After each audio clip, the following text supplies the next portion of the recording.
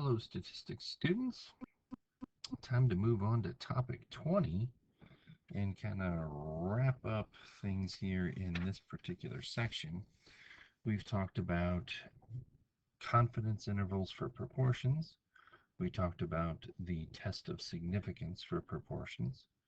In topic 19, we talked about confidence intervals for means.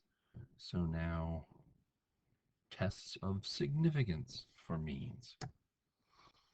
Again, one of the big differences here that we need to always keep in mind is if we're dealing with means, we're not doing a z, we're not doing a normal distribution, we're going to do a t-test instead. Okay, so just to refresh your memory, when we did test of significance for proportions, we had 6 steps. All right, so we're going to go through here for means. A test of significance is also going to have 6 steps. There's a little bit of a difference. Okay, so again, the authors here suggest we always start with identifying the population, define the parameter of interest. What are we trying to estimate? What are we trying to measure? What are we trying to study? And then we state our null hypothesis and the alternative hypothesis. Hopefully those still sound familiar from before. The technical conditions. Here for means, it's a bit different. Okay, again, we need some kind of assurance that of the subjects in the study, however the statistic was created in the first place, it was in fact a random sample from the population of interest. And the second condition here is, to me, a bit easier than we checked with proportions. You had to do the 2 calculations. Here, either we're told it's a normal distribution, or the sample size is large enough. Well, it's large enough, it has to be at least 30. That's it. Okay, no real calculations needed there. Step 4, then, we're going to calculate our test statistic. And again, this should look familiar to you. But again, instead of a z-score, it's going to be a t-value. Okay, we're going to take the sample mean, the statistic x bar, subtract from that again, from our null hypothesis, the hypothesized value there for mu sub 0. And our standard error here is going to be s divided by square root of n. Once we have that t-value, then we can calculate the p-value, the probability there, using a t-test. And again, I'll show you a couple of different ways of doing that. And as we did before, do we reject the null hypothesis, or do we end up failing to reject the null hypothesis?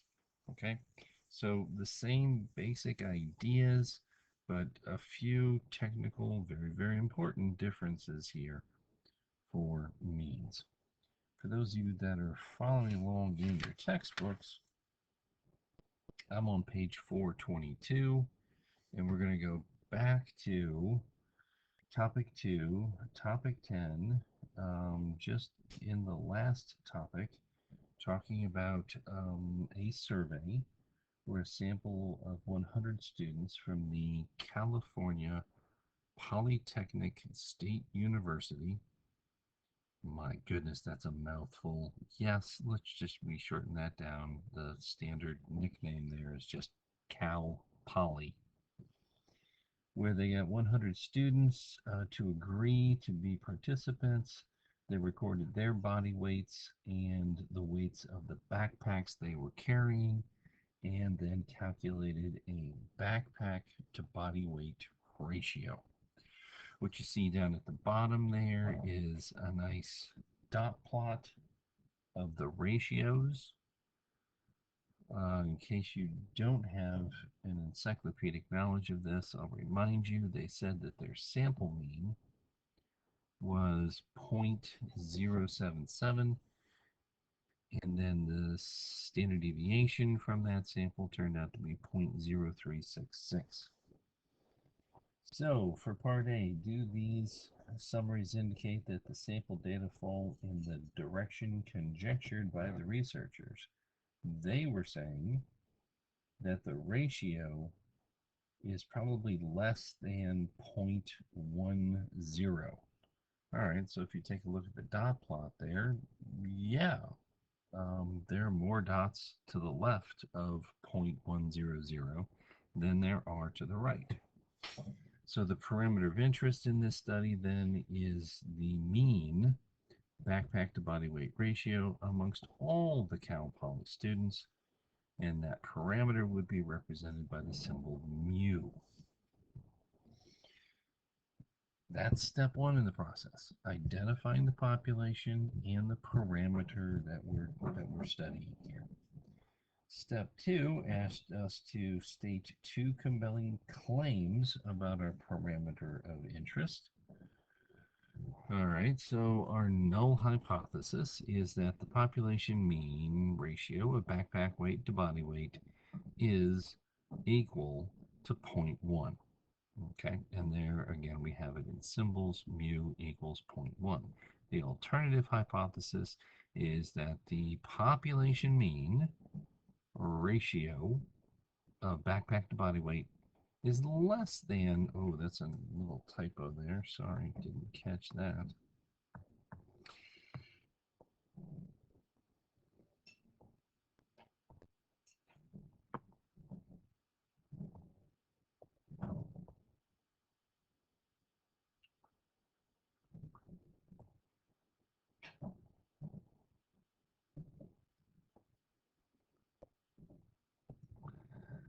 Why is this?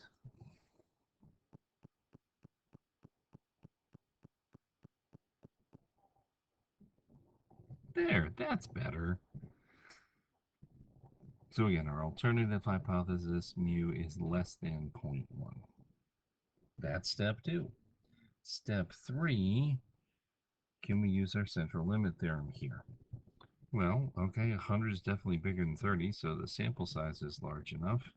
Not so sure about the randomly selected. Um, we would express our concern, shall we say, and then proceed.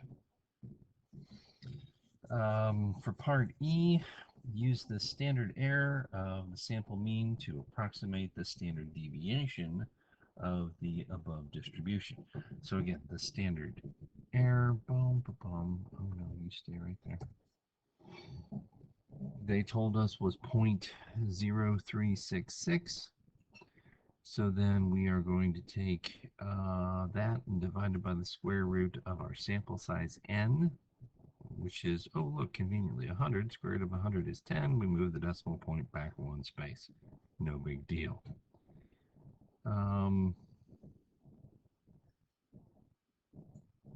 Yeah, you can forget all the rest of the stuff they say there. Step 4, calculate the value of our test statistic. All right, so again, from our sample, the statistic was 0.0771 minus mu from our null hypothesis, 0.1, divided by, well, we just figured that out a moment ago here. That's 0.00366. And that gives us a t-value of negative 6.26. Now again, the graph looks like a normal distribution. It looks like the ones that we've been using before here. The sample mean falls more than 6 standard errors under the hypothesized value. Again, you don't have to worry about it too much there, but they're throwing in the fact that, okay, there were 100 pieces of data. Our degrees of freedom, we saw this in the last section, the last topic there, n minus 1 gives us 99 degrees of freedom. So we will run our t-test. Okay, so again, what you see here are the steps. For those of you that have a TI 84 plus, again, our lovely stat button. arrow on over to where we have the test menu. And it's not option number 1, that's the z-test. It's option number 2, the t-test. And we're not going to put in data, we're going to put in these statistics. So again, our value there for mu sub 0 from our null hypothesis is 0.1. The x bar, our sample statistic, is 0.077. We figured out S of x, our standard deviation, 0.0366. Sample size was 100, and we're saying it's probably less than 0.1. Okay, so again, we type those in, and it gives us, again, the same t that we had just in the previous slide there, negative 6.2, whatever. And then our p-value turns out to be, oh my goodness, ridiculously small. Okay, so for those of you that have an Nspire, let's go through that. Again, menu, we're doing statistics, so that's option 6. We're going to run a test, so that's option 7. But again, not option 1, it's option 2. We do not have the data from all of them individually. We're going to put in summary statistics and then click OK.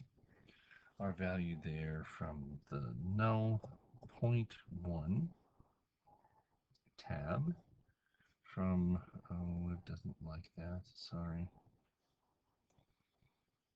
0.1 from our sample, we had a 0.077.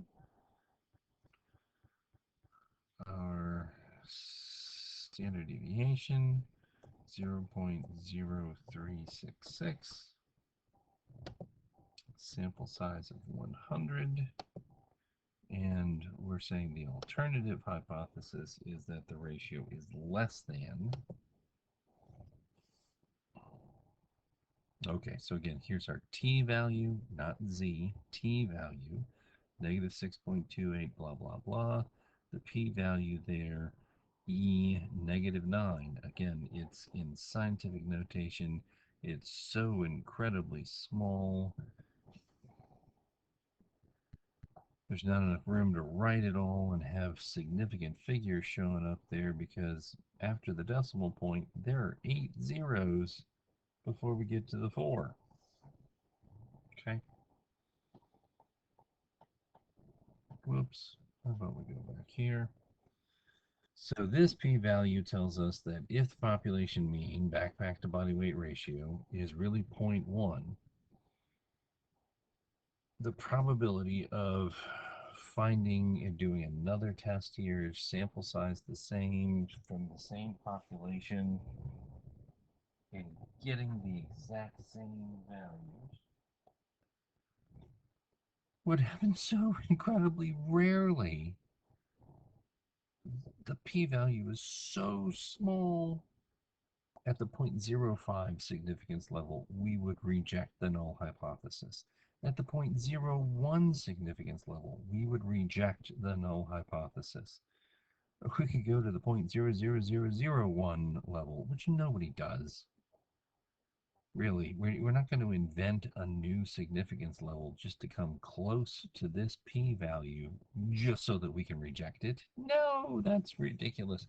We have very strong statistical evidence that the population mean ratio is less than 0.1, because the sample mean should pretty much never happen if that null hypothesis is accurate, because we did have a sample mean of 0.0771.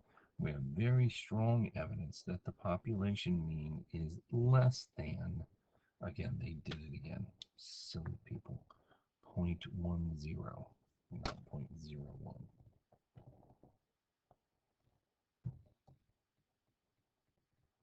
And we're just going to skip over this, and that's pretty much it. Okay, so again, a lot of this should look familiar to you. Make sure that you're using the t-test instead of the z-test on this. and I think you'll be fine. Again, the wrap up starts at the bottom of page 430, continues 431. The summary there, 431. I'd like you to do these problems here starting on page 432. Um, that'll be due on Tuesday the 5th, and then we'll take a quiz over this on next Friday the 8th. Good luck with that.